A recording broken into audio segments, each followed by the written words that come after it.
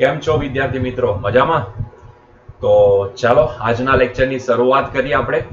તો ગઈકાલે જોયેલું હતું કે મીડિયમ જે છે એ કેટલું મેટર કરતું હોય છે. મીડિયમમાં ફોર્સ ઘટી જાય છે, કેમાં ભાગનો થઈ જાય છે. કેમાં ભાગનો થઈ જાય છે એની ચર્ચા આપણે કરી ચૂક્યા છે. બરાબર છે? તો આજે ક્વેશ્ચનની શરૂઆત કરીએ. ચાલો, પહેલો ક્વેશ્ચન, સમાન ધન વીજભાર ધરાવતા બે આયનો વચ્ચેનું અંતર 5 એંગસ્ટ્રોમ હોય ત્યારે તેમની વચ્ચે લાગતું વિદ્યુત બળ જો 3.7 × 10⁻⁹ ન્યૂટન હોય તો દરેક આયન દ્વારા ગુમાવેલ ઇલેક્ટ્રોનની સંખ્યા કેટલી થાય? કેલ્ક્યુલેટ કરીએ. શું આપેલું છે? જો સીધો ફોર્સ તમને આપી દીધો છે અને ફોર્સ આપેલો છે એના કરતા બી ઇમ્પોર્ટન્ટ વસ્તુ તમને અહીંયા જણાવવામાં આવી છે, and that is what? That is સમાન ધન વીજભાર ધરાવતા બે આયનો. યસ ઓર નો? મતલબ કે અહીંયા જે બે આયનો આપેલા છે એ સમાન ધન વીજભાર ધરાવે છે. બરાબર છે? માની લો કે આ પહેલું આયન છે અને આ બીજું. બંને સમાન ધન વીજભાર ધરાવે છે. બંનેના વીજભાર બી સમાન છે, બંને ધન છે. બંને વચ્ચેનું અંતર કેટલું આપેલું છે? 5 એંગસ્ટ્રોમ. ટુ બી સ્પેસિફિક વાત કરું તો એને મીટરમાં કન્વર્ટ કરી 10⁻⁻10 મીટર થાય. બરાબર છે? કન્વર્ઝન કરતા જ જવાનું. બરાબર છે? ચાલો, માની લો કે આના પરનો ધન વીજભાર ક્યુ બરાબર છે. બરાબર છે? લેટ્સ સે ઇટ ઇઝ ક્યુ બરાબર છે. આની પાસે બી એટલો જ પ્લસ વીજભાર છે. યસ ઓર નો? હવે આયન આપેલા છે, સિંગલ વીજભાર નથી આપેલો. મતલબ કે આની પાસે ઘણા બધા ધન વીજભાર હોવો જોઈએ. કેટલો ધન વીજભાર હોઈ શકે? લેટ્સ સે ઇટ ઇઝ એની બરાબર. અરે ભૈયા, ચાર્જ જ છે ને, ઈ એટલે વીજભારનું મૂલ્ય. હવે એક પોઝિટિવ ચાર્જ હોય તો એની પાસે વીજભારનું મૂલ્ય કેટલું હોય? 1.6 × 10⁻⁻19. પણ જો માની લો કે એવા ઘણા વીજભાર છે, કેટલા છે? n વીજભાર, તો ટોટલ વીજભાર કેટલો થશે પોઝિટિવ? એની બરાબર. અહીંયા બી કેટલો થશે? એની બરાબર. Yes or no? Yes or no? અરે ભાઈ, સમજાય છે કે નથી સમજાતું? સમજાયું કે નહીં સમજાયું? ચાલો, તો હવે કીધું છે કે આ બંને વચ્ચે એક્ટ કરતો ફોર્સ કેટલો છે, તો આ બંને વચ્ચે લાગતા ફોર્સનું મૂલ્ય બી તમને આપી દીધું છે, ધેટ ઇઝ 3.7 × 10⁻⁻19 ન્યૂટન. તમને એવું કીધું છે દરેક આયન દ્વારા ગુમાવેલ ઇલેક્ટ્રોનની સંખ્યા કેટલી? બરાબર છે? મતલબ કે કંઈક પ્રોસેસ થઈ હશે, એ લોકોને કોન્ટેક્ટમાં લાવીને છૂટા પડ્યા કે વોટ એવર જે બી હોય તે, એમની પાસે આટલો વીજભાર પ્રસ્થાપિત થયો છે, તો ઇલેક્ટ્રોનની સંખ્યા કેટલી? મતલબ કે આપણને અહીંયા શું શોધવા કીધું છે? આપણને અહીંયા n શોધવા કીધો છે. What is the value of small n? That we are going to find out. તો સીધું ફોર્સનું ફોર્મ્યુલા લગાવો ને. ફોર્સનું ફોર્મ્યુલા શું લાગશે? It is nothing but k q * q ના છેદમાં r². What is the value of this force? That is 3.7 × 10⁻⁹ yes or no? It is equals to k. K ની value આપણે ડાયરેક્ટલી પ્લેસ કરી દે 9 × 10⁹. So it is 9 × 10⁹. Auto સેવમાં અટકી. ચાલો, into q બંને સરખા જ છે એટલે આપણે એને લખી દે ne નો સ્ક્વેર. ne નો હોલ સ્ક્વેર એટલે કે e એટલે ઇલેક્ટ્રોનનો વીજભાર, that is 1.6 × 10⁻⁻19 આખાનો સ્ક્વેર. બરાબર છે? યસ ઓર નો? આ આખાનો સ્ક્વેર થશે. બરાબર છે? તો ડિવાઈડ બાય અહીંયા બીજી જે વેલ્યુ આપણી પાસે છે, r કેટલું અંતર આપેલું છે, તો ઇટ ઇઝ 5 × 10⁻⁻10 આખાનો હોલ સ્ક્વેર. બરાબર છે? ચાલો, એને જરાક આપણે વ્યવસ્થિત એડજસ્ટ કરીએ. આ છેદવાળી ટર્મ લેફ્ટ હેન્ડ સાઈડ ઉપર ચાલી જાય એટલે આ થઈ જશે 3.7 × 5 નો વર્ગ 25 × 10⁻⁻9 × 10⁻, આ 10 નો વર્ગ થઈ ગયો એટલે 10 દુ વર્ગ નહીં થશે, 10 દુ 20 થશે એટલે 10⁻⁻20. મેં શું કર્યું? આને આ બાજુ મોકલી દીધી. બરાબર છે? અરે ભાઈ, સમજી શકાય એવું છે. It is equals to 9 × 10⁻9 × n no square * 1.6 no square એટલે 2.56, 16 256, 2 પોઈન્ટ શિફ્ટ કર્યા એટલે 2.56 * 19 દુ 38 એટલે 10⁻38. ઓબ્વિયસલી અહીંયા કેલ્સી યુઝ કરવું પડશે, એના વગર કોઈ છૂટકો નથી. બરાબર છે? ખેર, તમને જે કોમ્પિટિટિવ એક્ઝામ ક્વેશ્ચન આવશે એમાં જરૂરી નથી કે આવા ટિપિકલ ભાગાકાર આવે. બરાબર છે? Don't worry about it. So આ થઈ ગયું. આને પહેલા તો એડજસ્ટ કરીએ એટલે 3.7 × 25 * 9 ને 2 11 થઈ ગયા એટલે 10⁻−11, that is equals to n² into 9 ગુણ્યા 2.56 ગુણ્યા 10⁻38 વત્તા 9 એટલે 8 નીકળ્યા ને 10⁻29 થશે. બરાબર છે? ક્લિયર છે અહીંયા સુધી?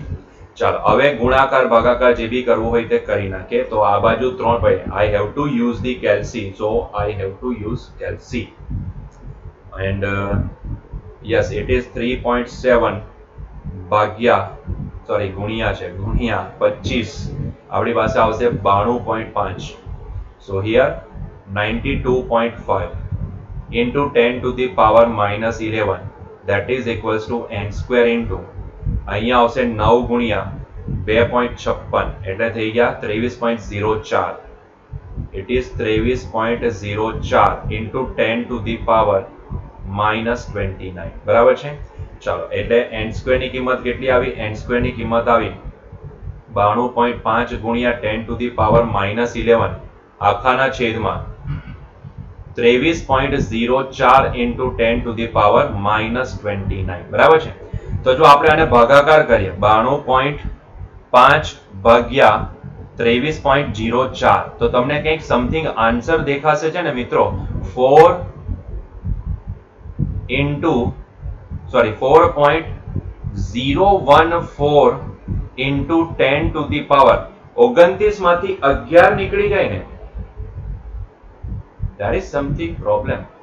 અહીંયા 10 નો ઘાત એડજસ્ટ નહીં થયો, યાર 10 નો ઘાત એડજસ્ટ નહીં થયો. 29 માંથી 1 નીકળે 28 ના 10 18 એટલે 10 ની 18 ઘાત આવશે. એટલે જો સ્ક્વેરિંગ કરશો એટલે આ થશે 2 into આ બાજુ અંડરરૂટ લીધું એટલે 9 એટલે 2 into 10 to the power 9. how it is not settled? કંઈક સમથિંગ ભૂલ છે, કંઈક સમથિંગ ભૂલ. પ્રોબ્લેમેટિક મેં કંઈક ભૂલ નથી કરી. 10 નો વર્ગ 10 દુ 20 અને અહીંયા 20 ને આ બાજુ લઈ જાઓ કારણ કે આ ઘાત તો કેન્સલ થઈ જવા જોઈએ હતા, કારણ કે આન્સર આપણને ઇલેક્ટ્રોનની સંખ્યા 2. ભૂલ છે આની અંદર બી ભૂલ છે કારણ કે આન્સરમાં બે જ ઇલેક્ટ્રોન જાય. નહીં, બે ઇલેક્ટ્રોન નહીં જાય બરાબર છે. ચાલો તો આને આપણે રફલી 4 ગણી લઈએ. સો n ની કિંમત શું આવશે? બંને બાજુ આપણે જો વર્ગમૂળ લીધું હોય, બંને બાજુ અઝ્યુમ ધેટ આપણે વર્ગમૂળ લઈ લીધું છે બરાબર છે. તો આ 4 ને આને એપ્રોક્સિમેટલી 4 ગણી લે, પાછળની ટર્મને ડ્રોપ કરાવી દે તો આ થઈ ગયા 2 into 10 to the power 9 electron બરાબર છે. તો correct answer 2 into 10 to the power 9 હોવો જોઈએ બરાબર છે. આટલા ઇલેક્ટ્રોનની આપલે હોવી જોઈએ. ઇલેક્ટ્રોનની સંખ્યા કેટલી? ગુમાવેલી ઇલેક્ટ્રોન સંખ્યા 1-2 ઇલેક્ટ્રોન તો નહીં ગયા હોય ને, ઘણા ઇલેક્ટ્રોન ગયા હશે. તો 2 into 10 to the power 9. તો પણ તમે એક વખત ચેક કરી લેજો કેલ્ક્યુલેશનમાં મેં કઈ મિસ્ટેક તો નથી કરી ને કે 10 ના પાવર સેટ કરવામાં બરાબર છે. ક્લિયર છે? તો આટલા ઇલેક્ટ્રોન જશે તો અહીંયા 2 into 10 to the power 9 હોવું જોઈએ. there is a mistake in this question. Okay ચાલો તે પણ ચેક કરી લેજો જાતે અને મને કોમેન્ટ સેક્શનમાં બતાવજો. ચાલો આગળ વધીએ આપણે નેક્સ્ટ ક્વેશ્ચન. જો હા સીટ હું તમને આપીશ, એક સેકન્ડ જરા ફેન ને આપણે ધીમો કરી દે, નહીં તો તમને હમિંગ સાઉન્ડ સંભળાશે. I am coming in 1 minute, not 1 minute. Okay, now it is fine. બરાબર છે. ચાલો ઓકે તો સ્ટાર્ટ કરીએ, પાછા આગળ વધીએ. પ્લસ ક્યુ અને માઇનસ ક્યુ ને હું દેખાઉં છું, થોડું દેખાય છે ને બરાબર. ઓકે ચાલો. પ્લસ ક્યુ અને માઇનસ ક્યુ વિદ્યુત ભારોને ડી વ્યાસ ધરાવતા વર્તુળના વ્યાસાંત બિંદુ પર મૂકેલા છે. તો વર્તુળના કેન્દ્ર પર રહેલા ત્રીજા પ્લસ ક્યુ વિદ્યુત ભાર પર લાગતું વિદ્યુત બળ કેટલું થશે? ચાલો સિમ્પલ ક્વેશ્ચન. તમને કીધું છે એક પ્લસ ક્યુ અને એક માઇનસ ક્યુ વિદ્યુત ભારને ડી વ્યાસ ધરાવતા, મતલબ કે આખો ટોટલ વ્યાસ કેટલો છે? ડી. ટોટલ વ્યાસ કેટલો છે? અહીંયાથી અહીંયા સુધીનો ડી છે બરાબર છે. ટોટલ વ્યાસ આપણી પાસે ડી છે. આપણને કીધું છે કે અહીંયા એક પ્લસ ક્યુ વિદ્યુત ભાર, માની લો અહીંયા પ્લસ ક્યુ મૂકેલો છે. Here we have placed plus Q વિદ્યુત ભાર અને અહીંયા માઇનસ ક્યુ વિદ્યુત ભાર મૂકેલો છે. તો આ માઇનસ ક્યુ છે બરાબર છે. પ્લસ ક્યુ માઇનસ ક્યુ ડી વ્યાસ ધરાવતા વ્યાસાંત બિંદુ પર મૂકેલા. વર્તુળના કેન્દ્ર પર ત્રીજો એક વીજભાર પ્લસ ક્યુ મૂકેલો છે. માની લો this is the centre point and here we have placed plus Q charge. Okay તો લાગતું બળ કેટલું હોય બરાબર છે. ચાલો શોધી નાખીએ. એમાં શું થઈ ગયું? પહેલા તો એ વિચારો કે અહીંયા પ્લસ ક્યુ વિદ્યુત ભાર ઉપર આ ત્રીજો જે વિદ્યુત ભાર છે એના ઉપર કોણ ફોર્સ લગાવશે? તો એક તો આ, માની લો કે આને મેં એ કીધું અને આ પોઝિશનને મેં બી કીધી અને આને સેન્ટર પોઈન્ટ સી કીધું. તો આ જે સેન્ટર પરનો વીજભાર છે એના ઉપર ધ્યાનથી જોશો તો એ દ્વારા એ ઉપર મૂકેલો પ્લસ ક્યુ છે એના દ્વારા આ ડાયરેક્શનમાં, ડાયરેક્શનને હું અલગ કલરથી બતાવું, માની લો કે ગ્રીન કલરથી બતાવું, તો એ પ્લસ છે એટલા માટે રિપલ્સિવ ફોર્સ લગાવશે કઈ ડાયરેક્શનમાં? આ ડાયરેક્શનમાં. સો માની લો કે this is the force which is acting on this plus q વિદ્યુતભાર due to this a. આના લીધે આના ઉપર આવતો ફોર્સ જે આ ડાયરેક્શનમાં મેં બતાવ્યો, ક્લિયર છે? Yes or no? રિપલ્સિવ ફોર્સ હશે ને કેટલા મૂલ્યનો? જો fa ની મૂલ્ય લખવા જાવ તો અહીંયા કેટલા મૂલ્યનો આવશે? fa is equals to કેટલું લખું? k q into q એટલે q સ્ક્વેર ના છેદમાં બંને વચ્ચેનું અંતર આખો વ્યાસ d, તો અહીંયા અંતર કેટલું થશે? રેડિયસ બરાબર, એટલે અહીંયાથી અહીંયા સુધીનું અંતર કેટલું થાય? રેડિયસ બરાબર, એટલે કે d/2 બરાબર.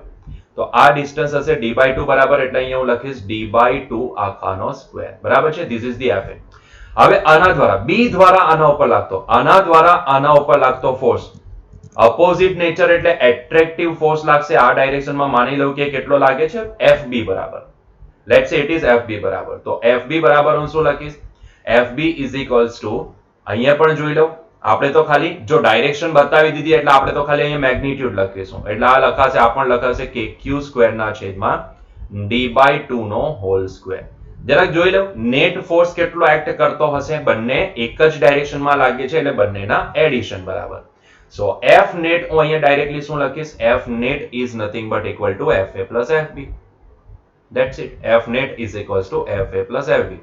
ભાઈ નવા નહીં થાવ, આવા ફોર્સના દાખલા છે ને આપણે ચોરસ, ત્રિકોણ, મીટર પટ્ટી આ બધી વસ્તુ છે ને ગ્રેવિટેશનમાં જોઈ ગયા છે, બરાબર છે? ફરક ખાલી અહીંયા એટલો છે કે અહીંયા પોઝિટિવ નેગેટિવ બંને ચાર્જ આવે છે, ત્યાં માસ હતું એટલે પોઝિટિવ જ આવતું. અને ત્યારે મેં તમને કીધેલું કે સ્ટેટિક ની અંદર આ જ બધા પ્રોબ્લેમ્સ પાછા તમારે જાતે રિપીટ કરવાના રહેશે ચાર્જ મૂકીને. યસ ઓર નો? ચાલો fa કેટલા છે? fa ની વેલ્યુ kq સ્ક્વેર ના છેદમાં d/2 નો હોલ સ્ક્વેર એટલે છેદનો છેદ 2 નો વર્ગ થઈને છેદનો છેદ અંશમાં જાય એટલે આ થઈ ગયા 4kq સ્ક્વેર ના છેદમાં d સ્ક્વેર. અને આ પણ કેટલા? 4kq સ્ક્વેર ના છેદમાં d સ્ક્વેર. મારે કઈ કહેવાની જરૂર છે? કેટલા થશે? 4kq સ્ક્વેર એટલે 4kq સ્ક્વેર એટલે કેટલા થઈ ગયા? 8 times kq સ્ક્વેર ના છેદમાં d square. So this is the answer. This is the net force which is acting on this charge plus q which is placed on the center. ઠીક છે? તો correct answer શું આવશે? a. a is the correct answer. બરાબર છે? હા, અહીંયા જો પોઝિટિવ હતે ને બચ્ચાઓ, અહીંયા જો પોઝિટિવ હતે ને તો અહીંયા સેન્ટર ઉપર નેટ ફોર્સ 0, કારણ કે આ આના ઉપર આ ડાયરેક્શનમાં રિપલ્સિવ લગાવતે, યસ ને, તો 0 કહેવાતે. Yes no? અત્યારે તો નેગેટિવ છે એટલે તમે જાતે જો ને ડાયરેક્શન પરથી તમને દેખાઈ જશે. ક્લિયર છે? ચાલો આગળ વધીએ. Next question. Very nice question. NEET 2019 2020 નહીં, એ તો લેવાય જ નથી હજુ. Yes or no? એને હવે એક ગવર્મેન્ટ તરફથી એક ન્યૂઝ એટલા તો સારા મળી ગયા કે નીટ હવે ફર્ધર પોસ્ટપોન નહીં થાય. નહીં તો લોકો વિદ્યાર્થીઓ તો એને બી હજુ પોસ્ટપોન કરાવવા પર લાગેલા હતા. તમે જોયું હોય તો યુટ્યુબ ઉપર બી બધા બહુ કેમ્પેનિંગ ચાલતા હતા કે આમ છે, ફલાણું છે, ઢીકણું છે, નીટ હજુ પોસ્ટપોન થાય. ભાઈ એક કામ કરો ને, આવતા વર્ષે જ લઈ લો, આવતા વર્ષે જ લઈ લો. ત્યાં સુધી આ બિચારા બધા પોયરાઓને બેહાડી રાખો. યસ ને? જે સપનું લઈને બેઠા કે અમારે ડોક્ટર બનવું છે, પોસ્ટપોન જ્યારે કંઈ બી હોય એટલે બસ પોસ્ટપોન કરાવો, પોસ્ટપોન. અરે ભાઈ હું પોસ્ટપોન કરાવો? ભાઈ આપીને પૂરું કરો. આવતા વર્ષે નથી લેવાની તમારે, આ વર્ષનું આ વર્ષે પૂરું કરો ને. ચાલો એનીવેઝ, તો નીટ 2019 માં સેમ આ ટાઈપનો એક ક્વેશ્ચન આવી ગયો હતો. ધ્યાનથી સમજો, સિમ્પલ ટાઈપના જ ક્વેશ્ચન છે. આ કે પહેલી વખત નથી જોતા આવા ક્વેશ્ચન તમે 70 કરી ગયો, કારણ કે આ ચેપ્ટરનો મને ખ્યાલ છે તમે ઘણી બધી ડીપીપી એનસીઆરટી માં બી સોલ્વ કરી છે ગુજરાત બોર્ડમાં, બરાબર છે? ચલો તો લલ્લુ ટાઈપના ક્વેશ્ચન છે. બે સમાન મૂલ્યના અને વિજાતીય પ્રકારના વિદ્યુતભારોને એકબીજાથી અમુક અંતરે મૂકતા લાગતું બળ કેપિટલ F છે. જો 25% વીજભાર એક પરથી બીજા વિદ્યુતભારને આપવામાં આવે તો તેમની વચ્ચે લાગતું બળ કેટલા ભાગનું થાય? બરાબર છે? કેટલામાં ભાગનું થાય? એનીવેઝ ચાલો કેલ્ક્યુલેટ કરીએ. ઇનિશિયલી જો અહીંયા તમને જેટલી વસ્તુ કીધી છે ને એના પર ફોકસ કરો. બે સમાન મૂલ્યના અને વિજાતીય પ્રકારના, પ્રકાર જે છે તે વિજાતીય છે, મતલબ કે જો ઇનિશિયલી વાત કરું તો માની લો કે આ પ્લસ ક્યુ ચાર્જ છે. If this is plus Q charge, તો અકોર્ડિંગ ટુ ધેટ માની લો કે અહીંયાથી બીજો મેં વીજભાર અહીંયા મૂકેલો છે, તો this should be minus Q charge. બરાબર છે? પણ બંનેના મૂલ્ય સેમ, સમાન મૂલ્યના વિજાતીય પ્રકારના. માની લો બંને વચ્ચેનું અંતર આપણે અત્યારે એઝમ્પશન પોઈન્ટ ઓફ વ્યૂ થી આપણે બંને વચ્ચેનું અંતર લઈ લઈએ. લેટ્સ સે it is r. That separation is r. બરાબર છે? તો ત્યારે એમની વચ્ચે લાગતો ફોર્સ લેટ્સ સે ઇટ ઇઝ f. f કેટલો લખી શકું? kq સ્ક્વેર ના છેદમાં r square. Because I am only focusing on the value, magnitude only. So I am just neglecting that direction. Direction જે હોય તે માઇનસ સાઇન હું અહીંયા સાથે પ્લેસ નહીં કરીશ, બરાબર છે. મારે ખાલી મેગ્નિટ્યુડ નું કામ છે, તો માઇનસ સાઇન શું કામ લેવો, આ ચાર્જને માઇનસ શું કામ ગણો, બરાબર છે. આઈ only focusing on the magnitude. Okay, ચાલો તો આગળ વધીએ. તો આટલું તો સિચ્યુએશન સમજાઈ ગઈ. હવે તમને શું કીધું, હવે માની લો કે અહીંયાથી 25%, અહીંયાથી 25% ચાર્જ આના ઉપર આપી દેવામાં આવે, બરાબર છે. હવે જો સીધી વસ્તુ છે કે જ્યારે કોઈ એક વીજભાર એક બોડી ઉપરથી ચાર્જની આપલેની વાત આવે તો મેં તમને પહેલા લેક્ચરમાં જ સમજાવ્યું હતું. પહેલા લેક્ચરમાં મેં તમને કીધેલું હતું, wow what a nice atmosphere,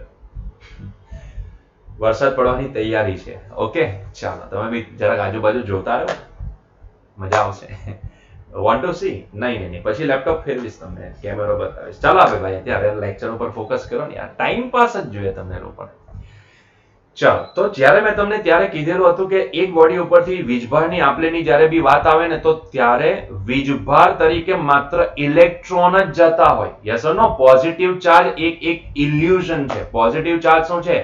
positive ચાર્જની ડેફિનેશન શું મેં તમને કીધી હતી? Deficiency of electron is called positive charge. ઉણપ, ઇલેક્ટ્રોનની જે ઉણપ હોય એને પોઝિટિવ ચાર્જ માનવામાં આવે છે, બરાબર છે. ઇલેક્ટ્રોન દ્વારા જે ખાલી પડેલું સ્થાન છે એને પોઝિટિવ ચાર્જ માનવામાં આવે છે. એટલે જો કોઈની પાસે 5 ઇલેક્ટ્રોનની ઉણપ છે તો એની પાસે 5 પોઝિટિવ ચાર્જ છે. યસ ઓર નો? 5 ઇલેક્ટ્રોનના વીજભાર જેટલો પોઝિટિવ ચાર્જ છે એવું આપણે માનીએ છીએ. તો અહીંયા છે ને થોડુંક તમને અન્ડરસ્ટેન્ડિંગમાં થોડુંક ઈઝી રહે એટલા માટે હું છે ને થોડુંક ઉલટા વેમાં હું અહીંયા સમજાવવાની કોશિશ કરું છું. માની લો કે આપણે નહીં તો તમે તરત જ છે ને આ ડાયરેક્શન પકડો, સર અહીંયાથી 25% ચાર્જ અહીંયા ગયો, ભાઈ આ પોઝિટિવ બોડી છે, એના પરથી હું વીજભાર મોકલીશ ને તો અહીંયાથી મારે મોકલવા તો ઇલેક્ટ્રોન જ પડે, અને જો ઇલેક્ટ્રોન મોકલો તરત જ તમે ઊંચા નીચા થયો કે સાહેબ ઇલેક્ટ્રોન કેવી રીતના, અહીંયાથી તો પોઝિટિવ ચાર્જ છે તો ઇલેક્ટ્રોન કેવી રીતના ગયા.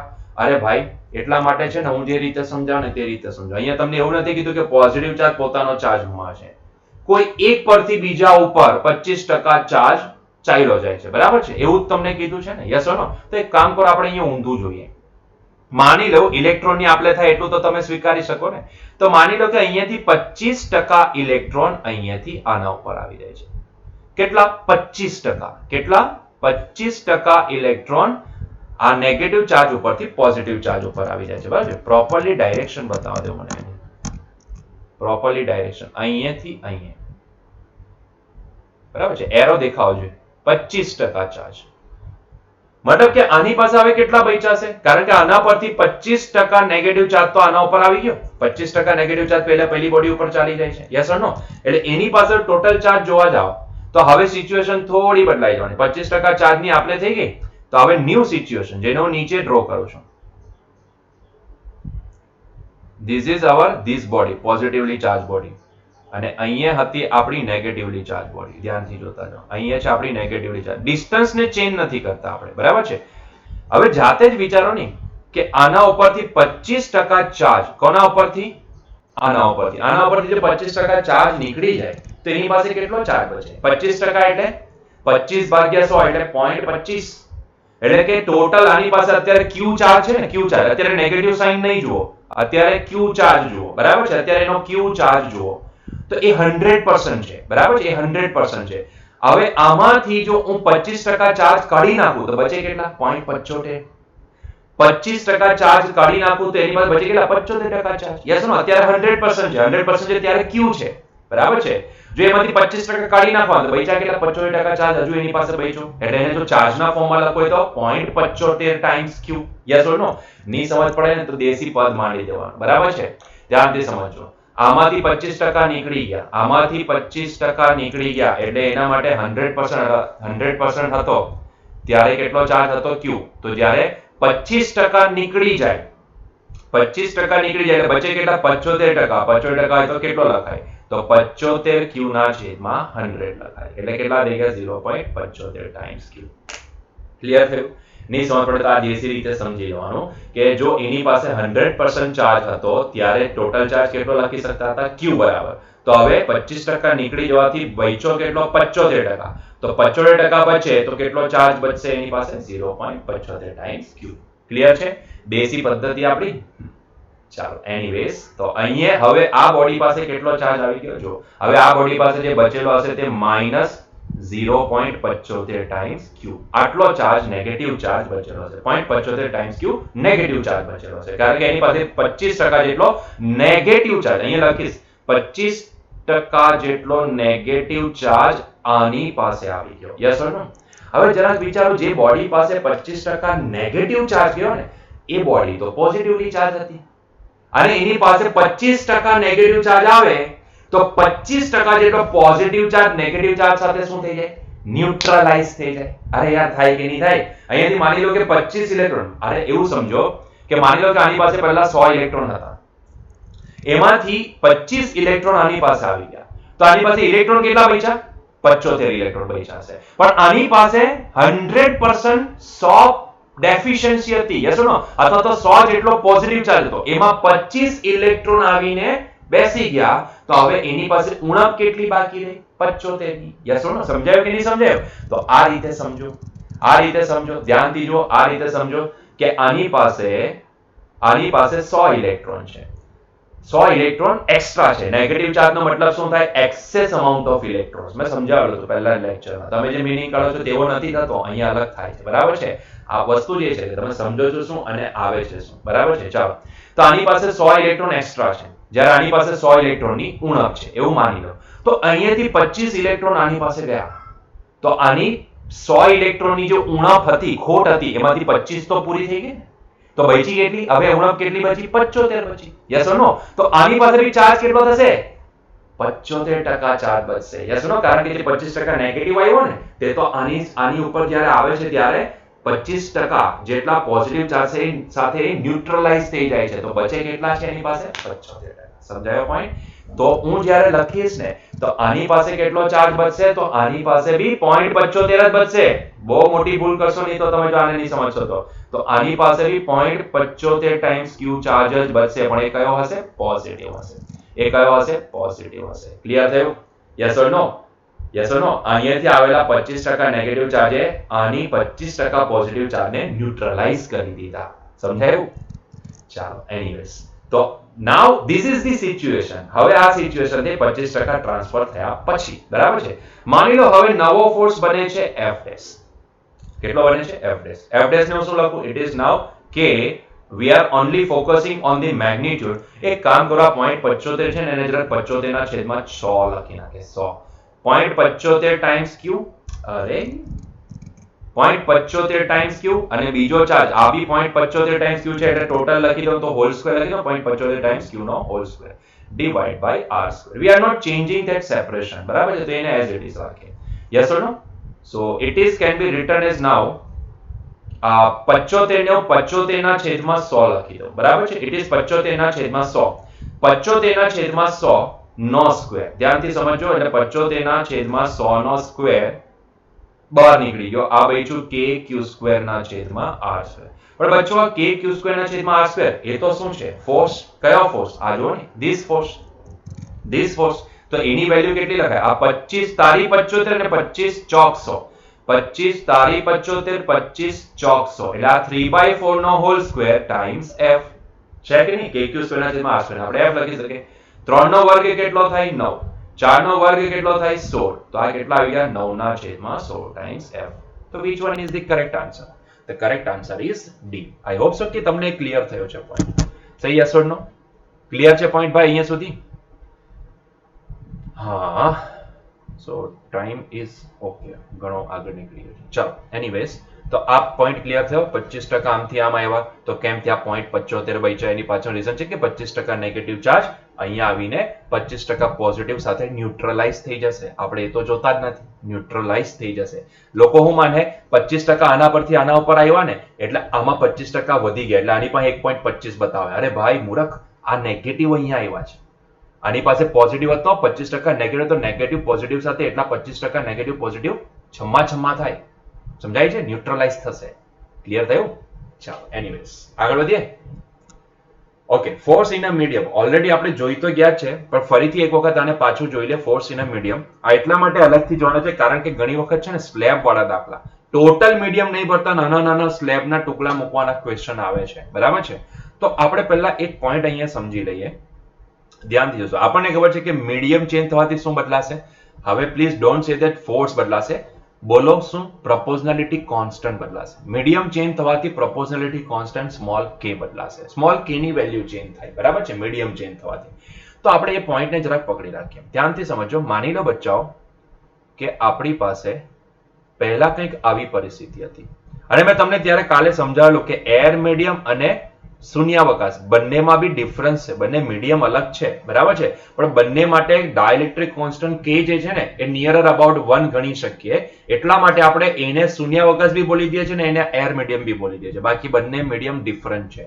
અને પરમિટિવિટીનો મતલબ જ એ છે કે medium how much supportive, medium કેટલું સપોર્ટિવ છે. નેગેટિવ વેમાં બોલો તો મીડિયમ કેટલું રેઝિસ્ટિવ છે કોઈ ઇન્ટેન્સિટીને એક જગ્યાએથી બીજી જગ્યાએ જવા દેવા માટે, બરાબર છે. એને જ કહેવામાં આવે છે પરમિટિવિટી. ક્લિયર છે એટલા point?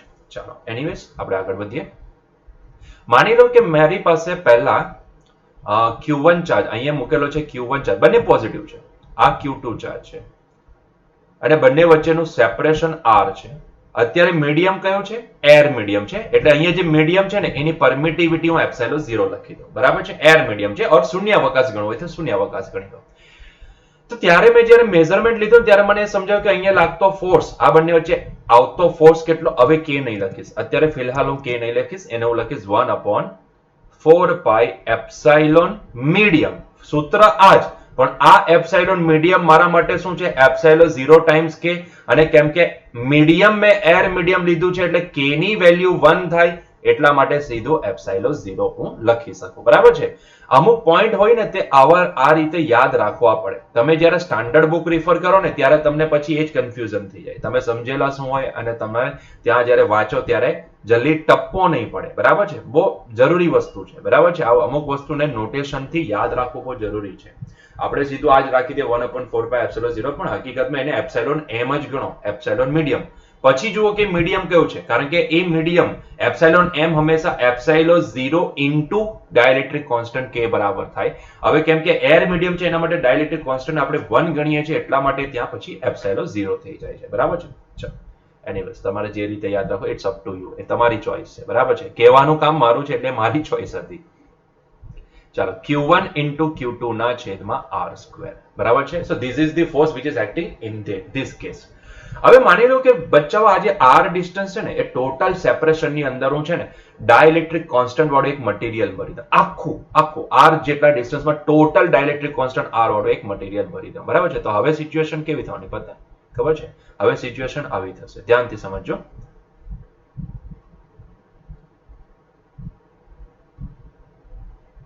So this is Q1, this is Q2 અને મેં શું કર્યું? આ બંને વચ્ચે કે ડાયલેક્ટ્રિક કોન્સ્ટન્ટ વાળું એક મટીરિયલ ફિલઅપ કરી દીધું, બરાબર છે. તો એ મટીરિયલ કંઈક આ રીતે ફિલઅપ કરી દીધું. તો this is the now material. Green કલરનું જે ઇન્ડિકેશન છે એ કોઈ કેપિટલ કે ડાયલેક્ટ્રિક કોન્સ્ટન્ટ ધરાવતું એક મટીરિયલ છે, બરાબર છે. એવું એઝમ્પશન લઈ લો, બરાબર છે. તો હવે શું થશે? જો I am not changing that distance, મેં આ બંને વચ્ચેનું સેપરેશન ચેન્જ નથી કર્યું, બરાબર છે. સેપરેશન એટલું ને એટલું જ છે, મેં એ ચેન્જ નથી કર્યું. પણ મેં વચ્ચે મટીરિયલ જે પહેલા એર મીડિયમ હતું એની જગ્યાએ મેં શું કરી દીધું? કે ડાયલેક્ટ્રિક કોન્સ્ટન્ટ વાળું મટીરિયલ ભરી દીધું, બરાબર છે. ડાય ઇલેક્ટ્રિક શબ્દ છે ને તમને ચેપ્ટર નંબર 2 પોટેન્શિયલ વાળું જે ચેપ્ટર સ્થિતિમાન એની અંદર કદાચ એનસીઆરટીમાં તમે જો ડિટેલમાં સારી રીતે ભણ્યા હોય તો તમને ત્યાં ખ્યાલ આવી ગયો હશે કે શું થાય, બરાબર છે, શું છે. એનીવેઝ ચલો આપણે આગળ વધીએ. આપણો અત્યારે પોઈન્ટ એને ચર્ચામાં લેવાનો કોઈ મિનિંગ નથી. તો હવે શું ચેન્જ થઈ ગયું? તો મને અહીંયાથી સમજાય કે હવે જે ચેન્જ થયું ને તે આ મટીરિયલની પરમિટિવિટી, મીડિયમની પરમિટિવિટી ચેન્જ થઈ. મતલબ કે હવે મને નવી મીડિયમની પરમિટિવિટી મળશે, that is the epsilon M. અને એ એપ્સિલોન એમને હું કેટલી લખી શકું? We know that it is epsilon 0 times K. પહેલા એર મીડિયમ હતું એના ઉપર કે ડાયલેક્ટ્રિક કોન્સ્ટન્ટ વાળું મટીરિયલ સુપર ઇમ્પોઝ કરી દીધું, એના ઉપર ભર્યું. પહેલા એર હતું એના ઉપર ભર્યું એટલે એપ્સિલોન 0 કે. તો આનાથી હવે ફોર્સ કેટલો મને દેખાશે? જો હવે લાગતો ફોર્સ મને દેખાશે, કેમ કે ફોર્મ્યુલા છે 1/4 પાઈ એપ્સિલોન એમ, પણ કેમ કે અહીંયા એમ મેં મેળવી લીધો છે એટલે હવે હું સીધો લખીશ એપ્સિલોન 0 ઇન્ટુ કે, બરાબર છે. કે કેપિટલ કે ડાયલેક્ટ્રિક કોન્સ્ટન્ટ વાળો Q1 Q2 ના છેદમાં R². ક્લિયર છે? યસ ઓર નો? અને આના ઉપરથી જ આપણે લખતા હતા કે આ 1/k ને છૂટો પાડી દો અને 1/4πε0 ઇન્ટુ ધીસ ટર્મને આપણે f લખી દઈએ એટલે આપણને ફોર્સ મળતો હતો f/k બરાબર. યસ ઓર નો? પણ હું અહીંયા તમને જરાક અલગ કહીશ. આને છે ને જરાક અલગ રીતે જુઓ. આને કઈ રીતે જુઓ? અલગ રીતે.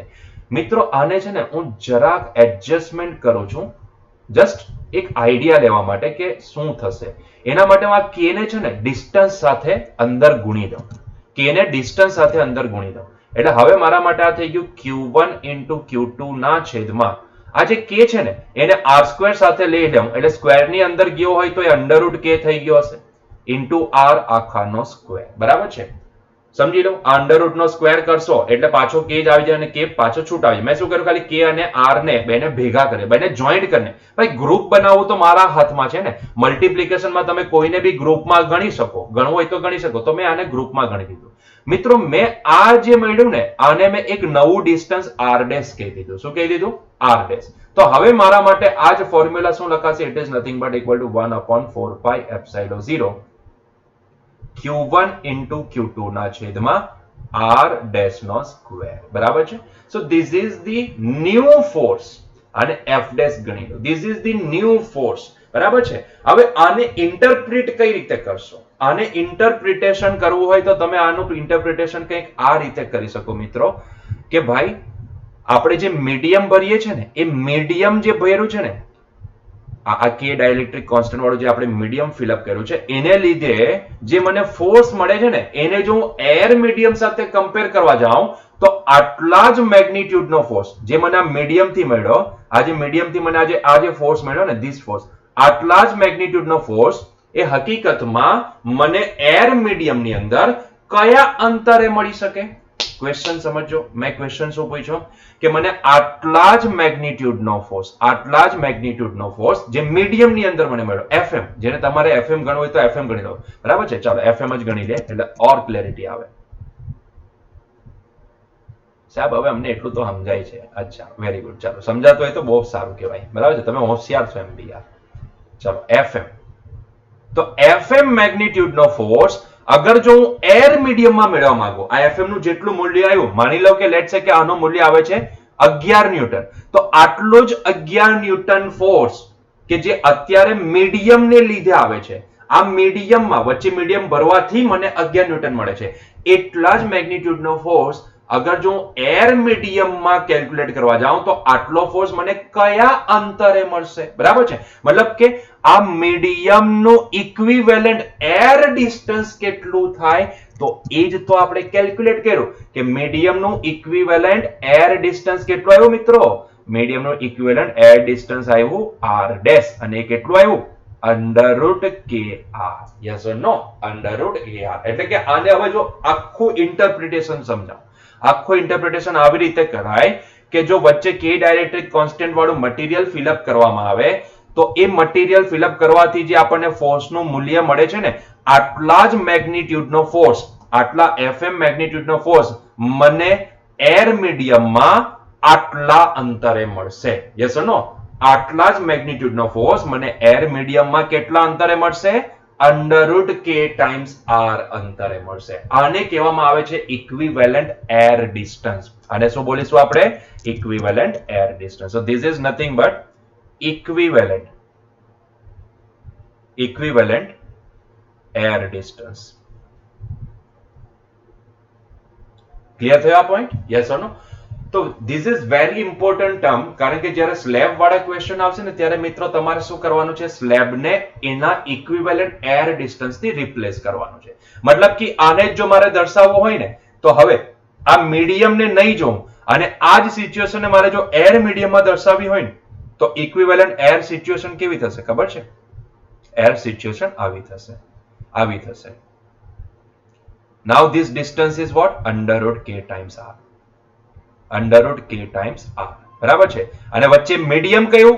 Air medium. મીડિયમ કયું? Air medium. અને આ ચાર્જ કેટલો? q1 અને આ ચાર્જ કેટલો? q2. બરાબર છે? તો હવે બંને વચ્ચે લાગતો જે ફોર્સ હશે ને તે મિત્રો કેટલો હશે ખબર?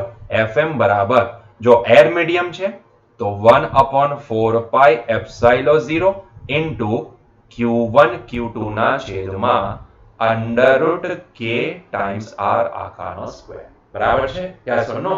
તો આપણે શું કરીશું, આપણે જ્યારે આવું મીડિયમ પ્રોવાઈડ કરવામાં આવશે ને ત્યારે આપણે એને મીડિયમ ભરેલું રાખીને નહીં જોઈશું. આપણે આ મીડિયમને લીધે જે ફોર્સ આવે છે ને એટલા જ મૂલ્યનો ફોર્સ એર મીડિયમમાં કયા અંતરે આવે એ અંતરને કોમ્પ્યુટ કરીશું. યસ ઓર નો? એનું ઇક્વિવેલન્ટ એર ડિસ્ટન્સ મેળવીશું અને પછી એને, કારણ કે આખો પ્રોબ્લેમ છે ને એર મીડિયમમાં જ સોલ્વ કરીશું. એર મીડિયમમાં જ સોલ્વ કરીશું. યસ ઓર નો? તો મેં શું કર્યું, આ પરિસ્થિતિ છે ને એની ઇક્વિવેલન્ટ એર મીડિયમની પરિસ્થિતિ બનાવી દીધી. મીડિયમને હટાવી દીધું અને એટલા જ મેગ્નીટ્યુડ ઓફ ફોર્સ એર મીડિયમમાં કેટલા અંતરે મળે એ કેલ્ક્યુલેટ કરી દીધું. ધેટ્સ ઇટ, કામ પતી ગયું. યસ ઓર નો? છે ને એકદમ સિમ્પલ વાત. બરાબર છે? તો હવે પછીથી તમારા મગજમાં આ ફિટ થઈ જવું જોઈએ કે જ્યારે પણ તમને આવું મીડિયમ વાળા પ્રોબ્લેમ આવે અને સ્લેબ, સ્પેસિફિકલી નાના નાના સ્લેબના ટુકડા મૂકવા વાળા ક્વેશ્ચન જ્યારે આવે ને, એક સિરીઝ બનતી આવશે, તો એવા કેસમાં તમારે શું કરવાનું, એ સ્લેબનું ઇક્વિવેલન્ટ એર ડિસ્ટન્સ રિપ્લેસ. આખો પ્રોબ્લેમ છે ને એર મીડિયમથી જ સોલ્વ કરવાનો, પણ એ જે સ્લેબ હોય એને કાઢીને એનો ઇક્વિવેલન્ટ એર મીડિયમમાં કેટલું ડિસ્ટન્સ છે એ ડિસ્ટન્સ તમારે શોધી નાખવાનો. બરાબર છે? So this is the simple scenario to solve this question. તો એ હિસાબે આપણે જે અહીંયા મેં જે સૂત્ર લખેલું છે એને સમજીએ. માની લો કે તમને એને હું અહીંયા બ્લુ કલરની ઇંકથી બતાવું છું, ત્યાં જગ્યા નથી, ત્યાં મારું મોડું થોબડું આવી ગયું હશે એટલા માટે. બરાબર છે? તો એને હું અહીંયા સમજાવું, ધ્યાનથી જોજો, એને હું અહીંયા સમજાવું. માની લો કે તમને બે ચાર્જ આપેલા છે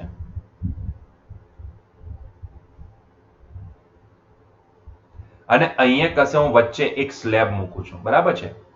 કે જેનો ડાઇલેક્ટ્રિક કોન્સ્ટન્ટ કેટલો છે, કેપિટલ કે બરાબર, જેની થિકનેસ, જિગ્નેસ કેટલી છે, જાડાઈ, સ્મોલ ટી બરાબર, અને આ Q1 ચાર્જ છે, આ Q2 ચાર્જ છે. બરાબર છે? આ કોની સિચ્યુએશન સમજાવું છું, આની સિચ્યુએશન સમજાવું છું. બરાબર છે? ધ્યાનથી જોજો આ ક્યાંથી આવ્યું છે. શું કીધું, Q1 Q2 વીજભાર આર અંતરે રહેલા તેમની વચ્ચે કે ડાઇલેક્ટ્રિક અચળાંક ધરાવતો ટી જાડાઈનો એક સ્લેબ દાખલ કરવામાં આવે તો તેમની વચ્ચે લાગતું વિદ્યુત બળ કેટલું થાય. બરાબર છે? એની જ આપણે ચર્ચા કરીએ છીએ. બરાબર છે? આ બંને વચ્ચેનું અંતર કેટલું છે, આ આર છે, આ આની જાડાઈ ટી છે. બરાબર છે? એટલે બંનેમાં મિસ ઇન્ટરપ્રિટેશન નહીં કરતા. બે ચાર્જ વચ્ચેનું અંતર તો આર છે, આ આર નો ટી ઘાત નથી. પાછા તમે ઊંધું સમજો યાર, તમે છે ને બહુ વધારે પડતું સમજી જાવ છો. ચાલો માની લો કે ધીસ ઇઝ ધી સેપરેશન, એનું અહીંયા લખું છું. બરાબર છે? ચાલો ક્લિયર? તો હવે લાગતો ફોર્સ કેટલો હોય, સિમ્પલ વસ્તુ છે. હવે લાગતો ફોર્સ કેટલો હોય હું ડાયરેક્ટ જ લખીશ. હવે એને ડાયરેક્ટ લખતા શીખો. આ થશે લાગતો force 1/4 pi epsilon 0 into Q1 into Q2 ના છેદમાં, ધ્યાનથી જોજો, ધ્યાનથી જોજો. હવે હું ડિસ્ટન્સ લખું છું, ડિસ્ટન્સ લખું છું. પહેલા તો શું કરો, આ સ્લેબને કાઢી નાખો. પહેલા તો આ સ્લેબને કાઢી નાખો. બરાબર છે? સ્લેબને કાઢી નાખો. તો મેં સ્લેબને કાઢી એટલે એટલી જાડાઈને કાઢી નાખી, એટલે કે R માઇનસ ટી. બરાબર છે? આ ટોટલ સેપરેશન હતું એમાંથી ટી ને બાદ કરી દીધું. હવે શું કરું, એ ટી જે થિકનેસ છે ને, એ જે મીડિયમ છે ને, એનું ઇક્વિવેલન્ટ એર ડિસ્ટન્સ કેટલું થાય, તો એનું ઇક્વિવેલન્ટ એર ડિસ્ટન્સ કેટલું થશે, અંડરરૂટ k ટાઈમ્સ r, એટલે કે અહીંયા અંડરરૂટ k ટાઈમ્સ t. તો એટલાને એડ કરી દો. મતલબ કે આપણે શું કરીશું, આ સ્લેબનું મીડિયમ વાળી જે ડિસ્ટન્સ છે ને એ ડિસ્ટન્સની જગ્યાએ આપણે ઇક્વિવેલન્ટ એર ડિસ્ટન્સને આપણે અહીંયા પ્લેસ કરીશું. તો આનું ઇક્વિવેલન્ટ એર ડિસ્ટન્સ કેટલું થાય, equivalent air distance r dash થશે અંડરરૂટ k ટાઈમ્સ t. તો અહીંયા પહેલા તો એની થિકનેસ ને બાદ કરી નાખો અને એની જગ્યાએ કોને પ્લેસ કરો, એની જગ્યાએ પ્લેસ કરો એના ઇક્વિવેલન્ટ એર ડિસ્ટન્સ. એટલે આ થઈ ગયું અંડરરૂટ k t આખાનો square. That is this is the formula. That's it. બરાબર છે? સિમ્પલ છે. એટલે સ્લેબ છે તો એને કાઢીને એની જગ્યાએ એનું ઇક્વિવેલન્ટ એર ડિસ્ટન્સ પ્લેસ કરી દો. બરાબર છે? તો એ મીડિયમ ની જગ્યાએ આપણે શું કરીએ, મીડિયમ ની જગ્યાએ એનું ઇક્વિવેલન્ટ એર ડિસ્ટન્સ પ્લેસ કરીએ છીએ. બરાબર છે? તો એને કાઢ્યું અને એનું ઇક્વિવેલન્ટ એર ડિસ્ટન્સ પ્લેસ કરી દીધું. Clear point? તો આ રીતે આ પ્રોબ્લેમ્સને સોલ્વ કરવા. યસ ઓર નો? કે તમને આમાં સમજ પડી ગઈ છે હું માનું છું. નહીં સમજ પડી હોય તો મને પ્લીઝ કોમેન્ટ સેક્શનમાં બતાવજો, તો આપણે 100% ફરીથી પાછો એને એક વિડીયો બનાવીશું. ઓકે, ચલો આગળ વધીએ. નેક્સ્ટ, તો એને રિલેટેડ આ એક ક્વેશ્ચન અહીંયા પૂછવામાં આવેલો છે, તો એ ક્વેશ્ચનને આપણે સોલ્વ કરી દઈએ. બે બિંદુવત વિદ્યુત ભારોને હવામાં 20 સેન્ટીમીટર અંતરે મૂકતા અમુક આકર્ષણ લાગે છે. હવે 8 સેન્ટીમીટર જાડાઈ અને k ડાઇલેક્ટ્રિક અચળાંક ધરાવતા સ્લેબને આ બે વિદ્યુત ભારો વચ્ચે મૂકીએ તો આકર્ષણ બળ અડધું થાય છે. તો k નું મૂલ્ય કેટલું હોય, મતલબ કે એ જે આપણે જે ડાઇલેક્ટ્રિક મટીરિયલ ભરેલો છે, સ્લેબ મૂકેલો છે, એનો ડાઇલેક્ટ્રિક કોન્સ્ટન્ટ કેટલો હશે એ તમારે શોધવાનું છે. મિત્રો હંમેશા યાદ રાખજો, આ ડાઇલેક્ટ્રિક શબ્દ છે ને એ તમારા માટે બહુ ઇમ્પોર્ટન્ટ થવાનો છે. કેપેસિટરની જ્યારે બી રચના કરવામાં આવશે ત્યારે dielectric is very important. It is just A insulator. એક ઇન્સ્યુલેટર પ્રોપર્ટી ધરાવે છે. યસ નો કદાચ ચેપ્ટર નંબર 2 ચાલી ગયું હોય અને કેપેસિટર સુધી પહોંચી ગયા હોય તો તમને એ ખ્યાલ આવી ગયો હશે. બરાબર છે. નહીં આવેલો હોય તો you can search my videos also. Sir તમે ચેપ્ટર નંબર 2 ના વિડીયો નથી મૂક્યા. હા મને ખબર છે, ટાઈમ મળશે તેમ મૂકતો જઈશ ભાઈ, લાંબુ ચાલવાનું છે ને હવે તો. અત્યારે તો મેગ્નેટિઝમ, મૂવિંગ ચાર્જીસ એન્ડ મેગ્નેટિઝમના વિડીયો મૂકું છું, તમે જોઈ શકો ત્યાં જઈને. બે બિંદુવત વિદ્યુત ભારોને હવામાં 20 સેન્ટીમીટર અંતરે મૂકતા. પહેલા તો આ જે સેન્ટીમીટર છે એને આપણે મીટરમાં બી કન્વર્ટ કરતા જશું હે ભાઈ, કારણ કે એ આપણા માટે બહુ ઇમ્પોર્ટન્ટ છે. આપણા માટે તો ડિસ્ટન્સ એ મીટરની અંદર. Okay, time is running very rapidly, so we must have two focus on that time also. Okay fine, ચાલો. હા, તો આપણે એને છે ને મીટરમાં પણ કન્વર્ટ કરતા જવું પડશે. બરાબર છે. તો પહેલી સિચ્યુએશન જે આપેલી છે ને તેમાં જુઓ તમને શું કીધું છે. એક ચાર્જ લીધો છે. Let's say that charge is having the same magnitude. અહીંયા બે બિંદુવત વિદ્યુત ભારોને, કયા વિદ્યુત ભાર છે તે નથી કીધું, તો આને હું Q1 ધારી લઉં છું. લેટ્સ સે it is Q1 and it is Q2. બરાબર છે. It is Q1 and it is Q2. બરાબર છે. ચાલો, બંને વચ્ચેનું સેપરેશન કેટલું છે? 20 સેન્ટીમીટર. એટલે એને મારે લખવું હોય તો 0.2 મીટર લખાય ને. 20 ગુણ્યા 10 to the power -2 એટલે કે 20 ના છેદમાં 100 એટલે 0.2. બરાબર છે. તો એનો 0.2 મીટર ગણી દઉં. So it is 0.2 metre. તો આ સેપરેશન મીટરમાં 0.2 છે. અને ત્યારે તમને એવું કીધું છે ત્યારે ફોર્સ કેટલો એક્ટ કરે છે બંને વચ્ચે? લેટ્સ સે F. લેટ્સ સે ફોર્સ બંને વચ્ચે એક્ટ, આ મીડિયમ કયું છે? એર મીડિયમ છે, એટલે એપ્સાઇલોન 0 લખી દીધું. તો ત્યારે એક્ટ કરતો force 1/4 pi epsilon 0 into Q1 Q2 ના છેદમાં 0.2 નો સ્ક્વેર. આટલો ફોર્સ ત્યારે એક્ટ કરે છે. બીજી સિચ્યુએશનમાં શું કીધું તમને? વચ્ચે, આ બેની વચ્ચે હવે એક ડાય ઇલેક્ટ્રિક મટીરિયલનો સ્લેબ મૂકવા કીધું છે. સો અઝ્યુમ ધેટ કે આપણે વચ્ચે આ ડિસ્ટન્સ ચેન્જ નથી કરવાનું, એટલે એ તો 0.2 મીટર જ છે, પણ વચ્ચે અહીંયા કશે આપણે એક સ્લેબ મૂકીએ છીએ. બરાબર છે. Let's say I am placing this slab over here which is having the dielectric constant of K whose thickness is કેટલી? 8 સેન્ટીમીટર. મતલબ કે અગર લખવું હોય તો 0.08 મીટર. બરાબર છે. જગ્યા નાની પડી. ચાલો, આ સેપરેશન ને હું T ગણી લઉં. લેટ્સ સે ઇટ ઇઝ T. બરાબર છે. T સેપરેશન ગણી લઉં અને એ T ની વેલ્યુ અહીંયા લખું છું. T is 0.08 metre. ઠીક છે. તો બોલો બચ્ચાઓ, આ કેસમાં ફોર્સ કેટલો એક્ટ કરશે? લેટ્સ સે નવો ફોર્સ મને મળ્યો F dash and it is 1/, કેમ કે હવે આપણે એનો ઇક્વિવેલન્ટ એર મીડિયમ સમજીએ છીએ. બરાબર છે. તો આ જે T છે ને એ T ને કાઢીને એની જગ્યાએ આપણે શું કરવાના છે? એનું ઇક્વિવેલન્ટ એર ડિસ્ટન્સ પ્લેસ કરવાના છે. મતલબ કે એને હું લખીશ શું? It is nothing but equal two, પહેલા તો ટોટલ સેપરેશન માંથી એની જાડાઈને બાદ કરી નાખો અને એની જગ્યાએ એનું ઇક્વિવેલન્ટ એર ડિસ્ટન્સ એટલે કે √KT ને પ્લેસ કરી દો. તો this is the point. Yes or no? This is the point. આ કેટલું આવે છે? It is 1/4 pi epsilon 0 into Q1 Q2 ના છેદમાં, હવે બધી વેલ્યુ પ્લેસ કરી દો. તો આ 0.2 છે, T ની વેલ્યુ 0.08 છે, √K આપણે શોધવાનો છે, K ની વેલ્યુ એટલે એને √K રાખો, આ આવશે 0.08 આખાનો સ્ક્વેર. બરાબર છે. મિત્રો તમને એક બીજું પણ કીધું છે કે જ્યારે સ્લેબ મૂકવામાં આવે તો બે વિદ્યુત ભારો વચ્ચે મૂકતા આકર્ષણ બળ અડધું થાય છે. એટલે કે જે ઓરિજિનલ જે હતું ને જ્યારે એર મીડિયમમાં F, એના કરતા F ડેશ શું થયું? અડધું થયું. એટલે કે F ડેશ ની જગ્યાએ હું શું લખી દઉં? It is F/2. This F dash value is nothing but F/2.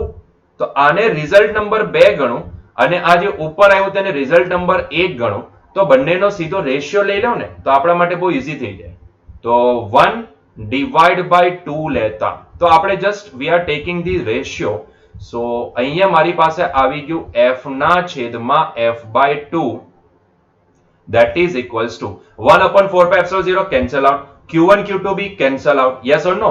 તો આ થશે 1/, આના અંશ અહીંયા શું બચશે? 0.2 નો હોલ સ્ક્વેર. બરાબર છે. અને અહીંયા શું બચશે? 1/0.2 minus 0.08 વત્તા √K times 0.08 આખાનો સ્ક્વેર. અહીંયાથી F કેન્સલ, છેદનો છેદ અંશમાં જાય એટલે ફર્ધર આ વેલ્યુને આપણે લખી શકીએ 2 is equals to, આ બી છેદનો છેદ અંશમાં જશે ને એટલે એ અંશમાં ગયો એટલે આ થઈ ગયું 0.2 minus 0.08 plus √K times 0.08 આખાનો સ્ક્વેર ડિવાઈડ બાય 0.2 નો સ્ક્વેર બરાબર છે. હવે જો આનો હોલ સ્ક્વેર વગેરે તમે કરી શકો. ઓબ્વિયસલી અહીંયા તમારે કેલ્સી યુઝ કરવું પડશે. So you can use that calci, don't worry about it, you can use that calci બરાબર છે. તો મને અહીંયા દેખાશે અહીંયા 0.2 નો સ્ક્વેર એટલે 0.04, એને મલ્ટીપ્લાય કરવાના છે આપણે 2 વડે, એટલે એને મલ્ટીપ્લાય 2 એટલે 0.08, આ ટર્મ આ બાજુ જશે એટલે એ થઈ જશે 0.08. It is 0.08, that is equals to પહેલામાં 0.2 માંથી 0.08 બાદ થઈ જશે એટલે એ બચશે 0.12 બરાબર છે. તો આ બચી ગયા 0.12 પ્લસ √k ટાઈમ્સ 0.08 આખાનો સ્ક્વેર બરાબર છે. હવે આનો whole square a plus b ના હોલ સ્ક્વેર ફોર્મ્યુલા તમને ખબર છે, તો just do it by yourself, જાતે ટ્રાય કરજો અને મને કહેજો કે અહીંયા k ની વેલ્યુ શું આવે છે બરાબર છે. Just try it by yourself. આ બાજુ શું કરશો તમે, આ બાજુ તમે યસ, અથવા તો તમે એવું બી કહેશો બંને બાજુ વર્ગમૂળ લઈ લો ને તો પણ ચાલશે. You can take that under at both the head. 0.08 નું વર્ગમૂળ લે, બંને બાજુ વર્ગમૂળ લેશો તો પેલો સ્ક્વેર નીકળે તો તમારે હોલ સ્ક્વેર નહીં કરવું પડશે બરાબર છે. તો એવું પણ કરી શકો. 0.08 નું અંડર લઈ લો. આપણે અંડર ની અંદર 0.08 થોડુંક સાયન્ટિફિક કેલ્સી યુઝ કરી લે. અંડર 0.08 ઇટ ઇઝ 0.2828 એટલે આ આવશે મારી પાસે 0.2828, that is equals to 0. Under root square cancel out 0.12 under root k times 0.08 બરાબર છે. ફર્ધર અહીંયા કેલ્ક્યુલેશન લખું છું, બાકીની કેલ્ક્યુલેશન અહીંયા લખું છું. તો 0.2828 ભાગ્યા આપણે સોરી માઇનસ 0.12 એટલે એ થઈ જશે 0.1628, that is equals to under root k times 0.08 બરાબર છે. હવે અંડર એટલે કે અંડર રૂટ k ની વેલ્યુ કેટલી આવશે, તો under route k can be return as, આને આપણે ભાગી નાખીએ 0.08 વડે, 0.08, so we are getting 2.03, so it is roughly 2.03 અને બંને બાજુ સ્ક્વેર કરી દઈએ એટલે k is equals to 2.03